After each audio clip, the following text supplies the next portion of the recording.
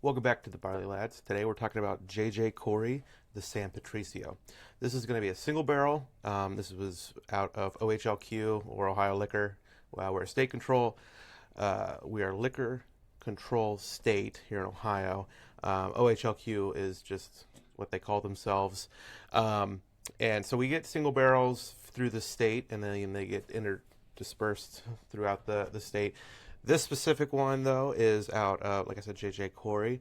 I'm going to talk a little bit about the history, not so much of the brand itself, but where the name comes from, the Bonders Edition.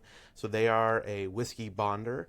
In America, when we think of bonded whiskey or bonders, typically we think of bottled and bond when it comes to bourbon and rye, where it's in a federal controlled warehouse, which was one of our first laws on the books as a consumer protection. Was not for food or anything or drugs, it was for whiskey. In this sense, though, it refers to a bonder in Ireland as the person that would purchase barrels from a distillery and then would blend them themselves and produce their own unique product. So what's really interesting specifically about like a brand like Jameson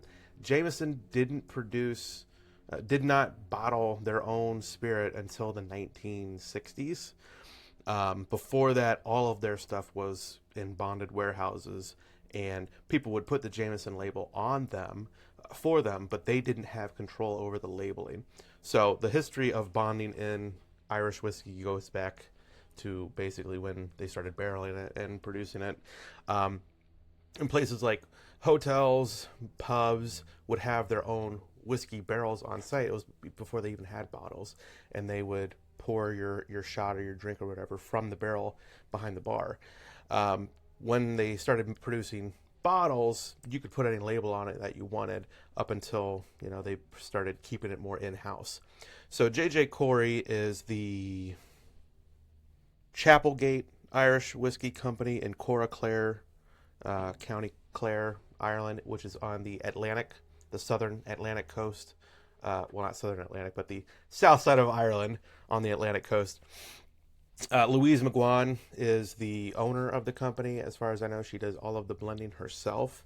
I don't know how much OHLQ or the Ohio Liquor Control Board had in the actual blending of this, but this is finished in 3 different types of sherry, which are, Fino, Pedro Ximénez, and Palo Cortado sherry casks from Jerez, Spain.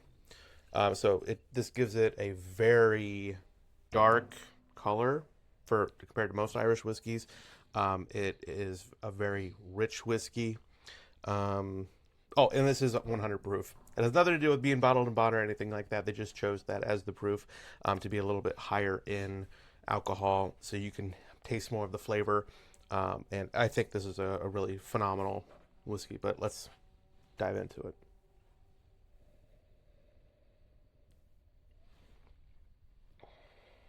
So I'm going to compare this to maybe other Irish whiskeys that I've had, or maybe you've had, but say to compare it to a Redbreast or a Bushmills, where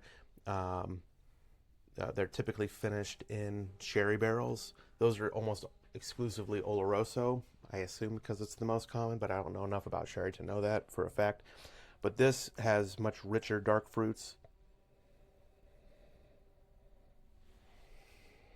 almost like plum or raisin, just like concentrated sugar in a way.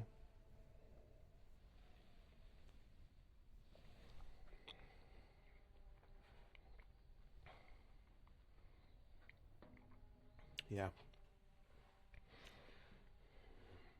You get some of the wine tannin. It could be from the oak too, but it does kind of feel dry. But it's still sweet, but not unctuously sweet. It's not overbearing in any way. You get some of the heat from that added proof. Typically, Irish is around 80.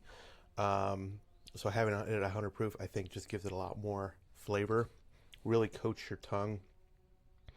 You still get some of those sweet dried fruits.